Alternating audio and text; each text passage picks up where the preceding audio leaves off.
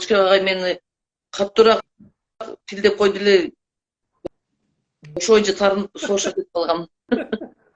Анан кайрадан 3-4 мүнөт калды, кайрадан байланышып, агай кечирип коюңуз, мен дагы эми мен дагы ушундай өзүм жөнүндө баягы эгом чоң экенин түшүндүм, кечирип коюңуз деп андан мурда чалсам албай койдуңуз. Анан бирок баары бир күндө медитацияңыз жасап атам. Алла, өзүңө тапшырдым, жардам бере көр. Агай, Өмүрбек агай, мени кечириңиз.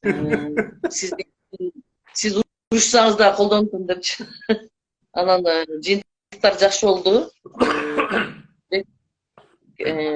Аябай баягы медитация деген өтө жакшы жактары көп экен да. Убактылуу 1 саатка, жарым саатка да организмдин тыныгуусу